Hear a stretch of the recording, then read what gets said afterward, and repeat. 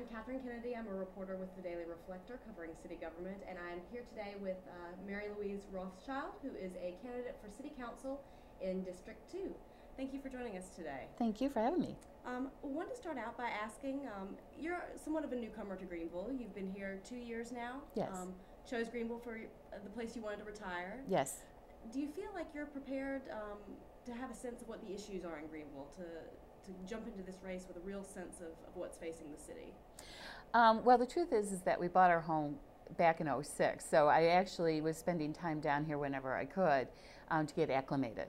So by the time I got down here more permanently, it was feeling very much like home to me. And I'm diligent about reading the newspaper and keeping up on top of the issues.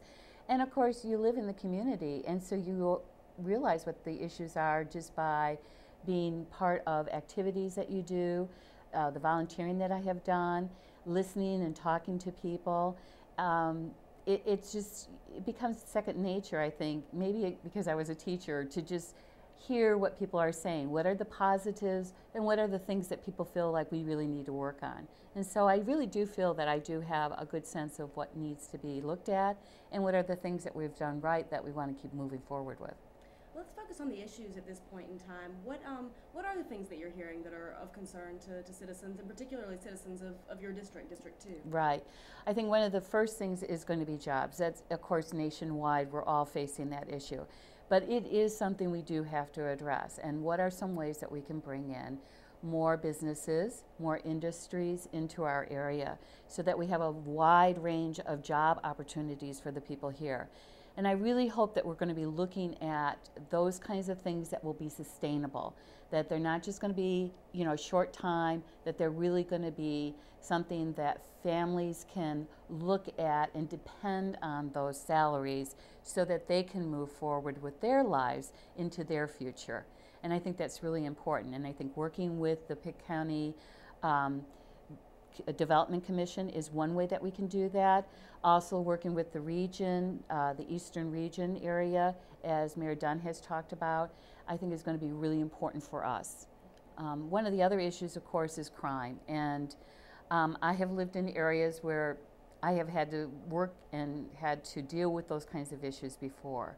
I'm very concerned about the issue with gangs, and I think that the people in West Greenville in particular are feeling that this is a true concern for them.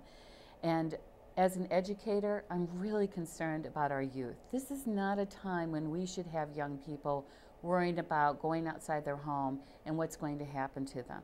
No child should have to face making a decision about whether they can make it down the street safely.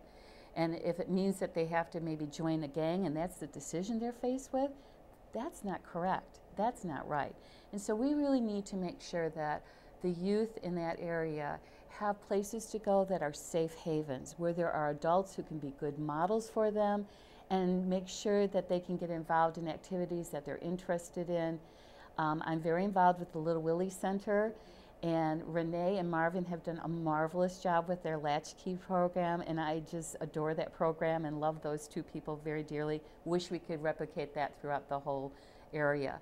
But that is one example of something that we can support. Even like the Boys and Girls Club is another example of something we can support. But we need to make sure that as many children as possible can access that. You mentioned West Greenville, and I want to touch on that. You live in an area of District 2 that is fairly new to the district. As Yes. I understand, it's just been redrawn or drawn into the district Yes. In this most recent redistricting this year. What are you doing to reach out to constituents or potential constituents in the heart of West Greenville? Well, part of that is my activities with the Little Willie Center, and it has given me an opportunity to meet many of the people in that area and to get to talk with them and get a sense of how they feel about their community. There are some positive things that are going on there that they feel good about, and there are some real true concerns. So that's one of the things that I have been doing. I have known Barbara Taff. We have been involved with the soup kitchen through my other activities that I volunteer for, and also the homeless shelters. So it's a matter of just really kind of getting out there, talking to the people. I am planning to walk the neighborhoods and go and meet with people face to face, because that's really very critical. And so that's some of the things I'm going to be doing for that area. one question that I do need to ask is, District 2 is a minority-majority district. And Right. that's something that was preserved in the most recent redistricting. You are running against two other women who are both African American. Does Right. race matter in this election? You know, I understand that, and I understand the purpose of why the district was set up in the way that it was. I think that knowing my background and where I grew up, which was a very integrated area, we face many of the same issues that Greenville is facing right now. But I don't think it's a matter of race. I think it's a matter of who that person is that goes out there. Anyone can go out there and make a difference and make changes for everyone. But it's a matter of who's going to really do that for you and who's going to put the time and commitment into it. I really feel that communication is critical right now in District 2. And I think that having been an educator, I'm not afraid to go out there and talk to the people. It's really great to do that. You get to learn so much about what is happening, how people are thinking, and then it gives you time to reflect back on what you believe and what you thought this community needed. But then that can change, because after you talk with people, you start to see that maybe you weren't quite there in your ideas of what needed to be done, and they're helping you to figure that out and to put that in perspective. Because in the end, you have to have an advocate. And that's how I look at myself. I look at an advocate for District 2. I'm not there serving my purposes or my needs. I am there to serve the voice of District 2. And that's going to encompass quite a varied communities if you look at what that District 2 now looks like. And so it's going to take somebody who's going to be able to take the time to go to all those districts and all those areas and really get the voice of the people. And it's going to take some compromising and pulling together those ideas so that we can function and be a strong district within Greenville itself. Speaking of compromise, as kind of a final question, people say often that, you know, when you're from a district, when you join city council, you're only one vote. What do you think you can bring to the city council as one individual? What kind of dynamic would you bring to the body as a whole? I think if you look at my background, I've been married for 37 years. My husband traveled a lot of the time. I was an educator. I was also a mentor and in the education area, and also within my own community. And you develop some skills that have to be somewhat creative. So I think communication skills has been one of my strengths.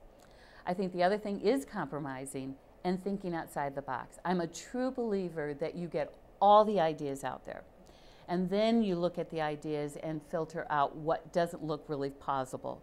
And I think that as we move forward as a whole, as a Greenville as a whole, your one vote is not a vote but a voice. It's a voice that says I need to communicate with everybody else on that city council, make very clear advocating for my district, but then also saying if we can't have the ideal, what is it that we can have? Where can we work as a team here on the city council to reach what we want and to hopefully get what my district feels that they need?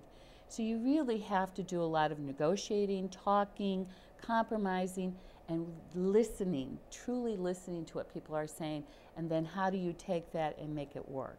And so it's a skill that you have to have, but you know, to make it all work. And so I feel that I have that, and I can bring that to the board. Well, thank you so much for coming in. It was nice to meet you. I appreciate it. Thank you.